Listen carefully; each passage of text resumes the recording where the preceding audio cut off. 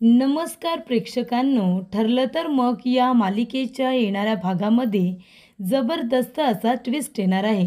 तर प्रेक्षकांनो, इथे सायलीने अर्जुनला सांगितलेलं असतं की मला माझ्या सासरच्या लोकांना माझ्या माहेरी इन्व्हाइट करायचं आहे. मला त्यांचा पाहुणचार करायचा आहे. माझ्या माहेरी त्यांना बोलावून त्यांना माझ्या हाताने स्वयंपाक बनवून त्यांना पोटभर जेवू घालायचं आहे. तेव्हा तुम्ही सगळ्यांना माझ्या माहेरी घेऊन याल का? तर इथे प्रताप काका सोडता कुणीही वात्सल्य आश्रमामध्ये जायला तयार झालेलं नसतं. तर प्रेक्षकांनो, येणाऱ्या भागामध्ये इथे आता सगळेजण सायलीला सरप्राईज देण्यासाठी वात्सल्य आश्रमामध्ये जातात. पण कल्पना मात्र जात नाही. तेव्हा सायलीला वाईट वाटलेलं असतं.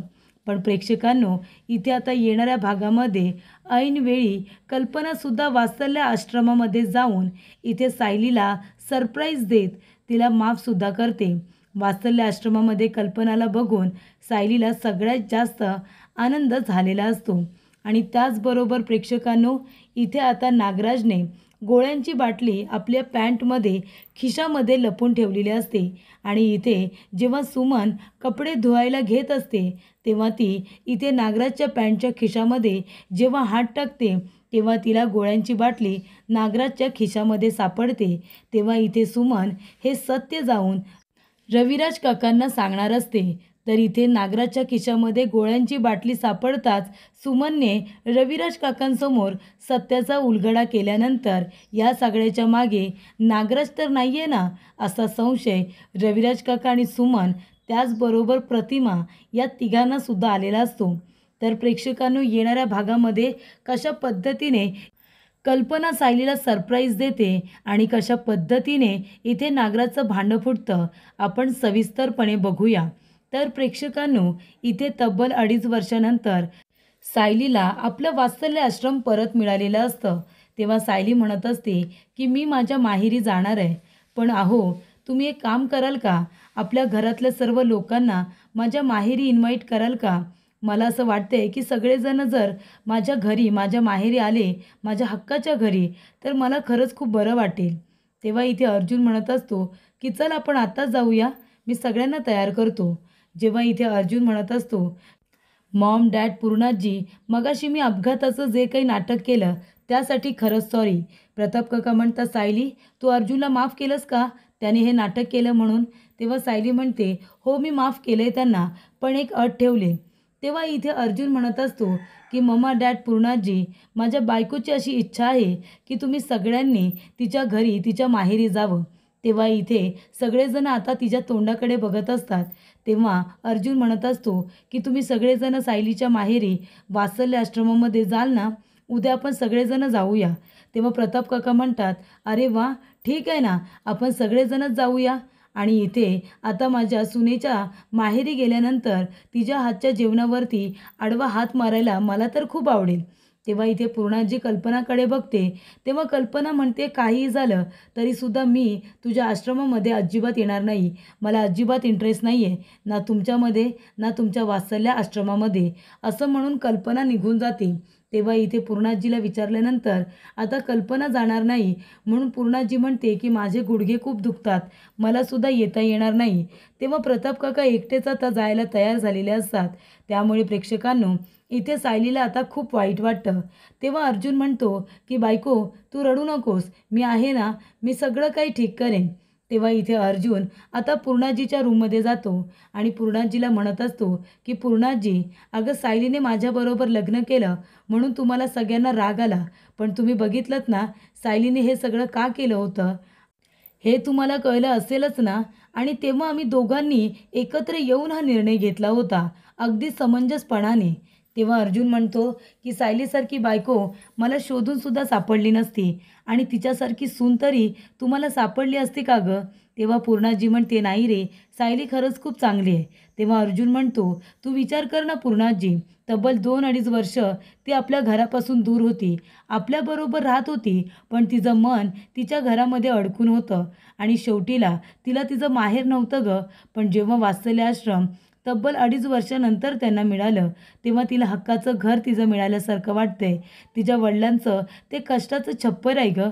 आणि जर ती आनंदाने आपल्याला इथे आता इन्व्हाइट करते त्यांच्या आनंदामध्ये सहभागी होण्यासाठी. तर सायली आपल्याला आनंदी ठेवण्यासाठी किती आणि काय काय करते.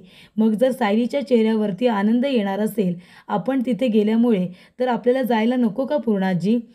सायली आपल्या सगळ्यांची इतकी काळजी घेते, सगळ्यांच्या चेहऱ्यावरती हसू यावं यासाठी ती प्रयत्न करत असते, सगळ्यांना आनंदी ठेवत असते. मग जर ती आपल्यासाठी एवढं सगळं करते, तर आपण तिच्यासाठी एक गोष्ट केली, तिच्या माहेरी गेलो तर तिला किती आनंद होईल. आणि एवढी किती मोठी अट ठेवली तिने, एक साधीशी अट तर आहे ना. तेव्हा इथे पूर्णाजीला अर्जुन म्हणतो की तू जर तिथे आलीस तर सायलीला खरंच खूप बरं वाटेल. तेव्हा इथे आता सायली अर्जुन दोघेजण पुढे निघून गेलेले असतात. तेव्हा प्रताप काका ब्रेकफास्ट करत असताना सगळ्यांना म्हणत असतात, मी काय म्हणतो पूर्णाजी, आपण सगळेजण जर सायलीच्या माहेरी गेलो तर तिला बरं वाटेल. सायली आपल्या सगळ्यांसाठी किती काय काय करते. तेव्हा मी तर जाणार आहे, तुम्हाला जर यायचं असेल तर माझ्याबरोबर येऊ शकता. तेव्हा इथे आता पूर्णाजी गप्प असते, पण अस्मिता म्हणते, डॅड मी पण येणार सायलीच्या माहेरी. मला ते आश्रम बघायचा आहे, ज्या आश्रमासाठी सायली इतकी रडायची. मला ते आश्रम बघायचा आहे, तेव्हा मी पण येणार. तेव्हा इथे पूर्णाजी आता गप्पा असते. तेव्हा कल्पना म्हणत असते, पूर्णाजी तुमच्याकडे बघून असं वाटतंय तुम्हाला सुद्धा त्या सायलीच्या माहेरी जायचं आहे का? तेव्हा इथे पूर्णाजी म्हणते, हो मला जायचं आहे. आत्तापर्यंत सायलीने आपल्या सगळ्यांची खूप काळजी घेतली. तिची एक चूक सोडली तर बाकी तिच्यामध्ये अवगुण असा एकसुद्धा नाही आहे. आणि या घरामध्ये आल्यापासून तिने प्रत्येक वेळी सगळ्यांच्या आनंदाचा विचार केला आहे. मग आता आपण तिथे जाण्यामुळे तिच्या चेहऱ्यावरती हसू येणार असेल तर मी सुद्धा जाणार आहे, असं आता पूर्णाजी म्हणत असते.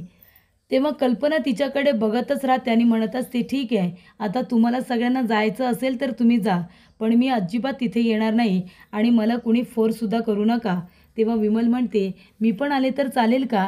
तेव्हा पूर्णाजी म्हणते, हो ग, तू का नाही येणार, तू सुद्धा आमच्याबरोबर चल. तेव्हा इथे आता पूर्णाजी, अस्मिता, विमल, प्रताप काका सगळेजण गेलेले असतात आणि इथे कल्पना आता एकटेच घरी असते. त्यानंतर प्रेक्षकांनो, इथे आता अर्जुनने प्रतिमा आत्या आणि रविराज काका यांनासुद्धा फोन केलेला असतो, त्यांनासुद्धा इन्व्हाइट केलेलं असतं. तेव्हा अर्जुन म्हणतो, प्रतिमा आत्या सिनियर, तुम्हीसुद्धा जर सायलीच्या घरी आलात तर तिला बरं वाटेल. म्हणजे 2-2.5 वर्षानंतर त्यांना हा आनंद मिळाला आहे, त्यांना त्यांचा आश्रम परत मिळालं आहे. त्यांना आपल्याबरोबर फक्त सेलिब्रेट करायचं आहे. आत्तापर्यंत सायलीने आपल्या सगळ्यांसाठी खूप केलं. तिचं दुःख बाजूला ठेवून तिने नेहमीच आपल्याला आनंदी ठेवण्याचा प्रयत्न केला आहे. मग जर आपण तिथे गेल्यामुळे सायलीच्या चेहऱ्यावरती आनंद येणार असेल तर आपण का ते करायचं नाही? तेव्हा अर्जुन म्हणतो, सिनियर, प्रतिमा आत्या, मी तुम्हाला एवढंच म्हणेन की तुम्ही सगळेजण आश्रमामध्ये या, सायलीच्या आनंदामध्ये आपण सुद्धा आनंदी होऊया. तेव्हा इथे आता दोघेही शांत बसतात. तेव्हा प्रतिमा म्हणते, रविराज काय करायचं आपण? तेव्हा रविराज म्हणतात की आपण तिथे गेलं पाहिजे. सायलीने खरंच आपली खूप मदत केली, तिच्यामुळे तू माझ्या आयुष्यात परत आलीस. आणि महत्त्वाची गोष्ट म्हणजे त्या घरामध्ये आहे ना, माझ्या तन्वीचं बाळपण गेले. आताची तन्वी सोडली तर माझी लहानपणीची निरागस तन्वी मला आठवली. तिचं संपूर्ण बालपण तिथे गेले. तेव्हा मला तिथे जाऊन तिच्या वह्या पुस्तकं, तिने काढलेली चित्र, मला तिचं ते निरागस बोलणं, निरागस चेहरा मला तिचा आठवतोय. तेव्हा आपण त्या ठिकाणी जाऊया, मी पण येतो तुझ्याबरोबर प्रतिमा. तेव्हा प्रतिमा म्हणते, ठीक आहे आपण निघूया. तेव्हा सुमन आणि नागराजसुद्धा त्यांच्याबरोबर जायला तयार होतात. तेव्हा इथे प्रतिमा खूप खुश होते, कारण रविराजने आश्रमामध्ये जाण्याचा निर्णय घेतलेला असतो. कारण त्या घरामध्ये तन्वीचं बाळपण गेलेलं असतं. आपली तन्वी जेव्हा एकटी होती तेव्हा त्याच घराने तिला आधार दिला होता, तिला लहानाचं मोठं केलं होतं. या वाईट दुनियेपासून जर ती कुठे सिक्युअर होती तर त्या ठिकाणी होती. तेव्हा आपण तिथे गेलं पाहिजे. मधुभाऊने आपल्या मुलीला लहानाचं मोठं केलं आणि आपल्या मुलीने काय केलं, त्याच मधुभाऊंवरती खोटी केस केली, त्यांना अडकवलं. त्याच्यामुळे त्यांच्या विरोधात खोटी साक्ष देऊन त्यांना 1 वर्षासाठी जेलमध्ये पाठवलं. ज्या मधुभाऊंनी आपल्या मुलीला लहानाचं मोठं केलं त्याच मुलीने मधुभाऊंना जेलमध्ये पाठवलं. ही खूपच जास्त लाजिरवाणी गोष्ट आहे. आणि तेव्हा रविराज काका म्हणतात की आपण तिथे जाऊन त्यांची माफीसुद्धा मागितली पाहिजे. त्यामुळे प्रेक्षकांनो आता सगळेजण आश्रमामध्ये गेलेले असतात आणि इथे अर्जुन सायलीला सरप्राईज देतो. संपूर्ण रविराज किल्लेदार आणि त्याचबरोबर सुभेदार सगळी फॅमिली तिथे आलेली असते. सायली तिथे येते, बघते तर काय, आपलं संपूर्ण कुटुंब तिथे आलेलं असतं. तेव्हा सायलीला खूप जास्त आनंद होतो. फक्त आलेली नसते ती कल्पना. त्यानंतर प्रेक्षकांनो इथे सायली जेव्हा बाहेर येते तेव्हा सगळेजण उठून उभे राहतात आणि कान पकडून सायलीची माफी मागतात आणि म्हणत असतात की आम्हाला माफ करा, आम्ही सगळेजण खूप चुकलो, तुम्हाला चुकीचं समजलो, तेव्हा आम्ही इथे कान पकडून तुमच्या सगळ्यांची माफी मागतोय. आम्हाला इथे वाटलं होतं एका क्षणासाठी का होईना, पण तुम्ही गुन्हेगार आहात. तुम्ही आम्हाला सांगण्याचा प्रयत्न केला की हे सगळं खोटं आहे म्हणून, पण आम्ही तुमच्यावरती विश्वास ठेवला नाही. आम्ही उलट तुमच्यावरती आरोपच केले. नकळतपणे का होईना, पण आमच्याकडून खूप मोठी चूक झाली आणि त्यासाठी आम्ही कान पकडून तुमची माफी मागतोय. माफ करशील ना सायली? मधुभाऊ माफ कराल ना? तेव्हा इथे सायली म्हणते की माफ करेन ना, पण एका अटीवर. तुम्हाला आयुष्यभर माझ्या हातचं जेवावं लागेल. जेवाल ना माझ्या हातचं? कधीच काहीही झालं तरीसुद्धा माझ्या हातचं जेवणं बंद करू नका. तेव्हा इथे पूर्णाजी म्हणते ठीक आहे. तेव्हा सायली म्हणते की तुम्हाला कुणालाही माफी मागायची गरज नाही आहे. अहो तुम्हाला चुकीची माहिती मिळाली होती म्हणून तुम्ही गैरसमज करून घेतला होता.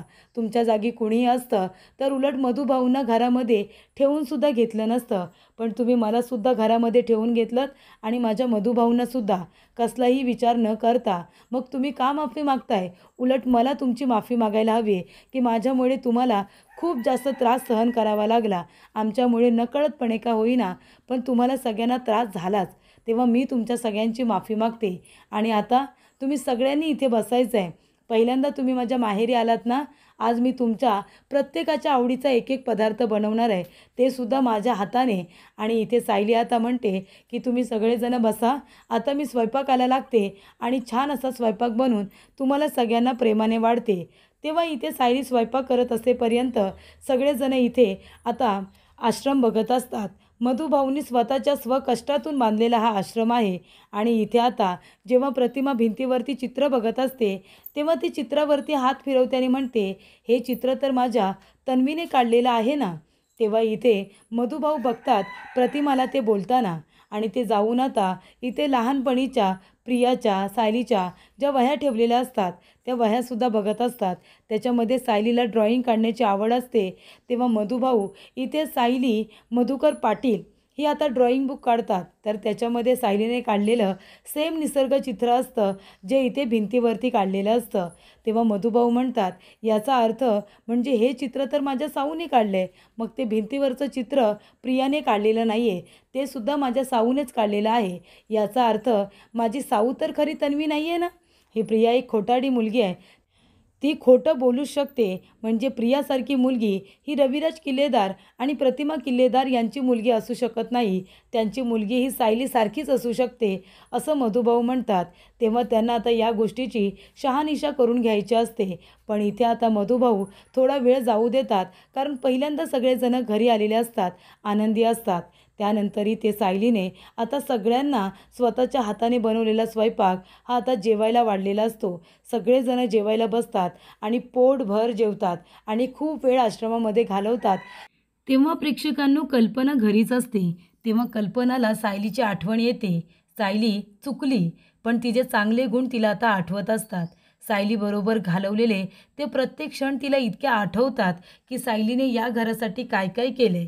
अर्जुनची काळजी घेतली, प्रतिमा आत्यांची काळजी घेतली, पूर्णाजीसाठी तिने काय काय केले, त्याचबरोबर अस्मिता असू दे, अश्विन असू दे, सगळ्यांची इथे सायलीने व्यवस्थित काळजी घेतली होती.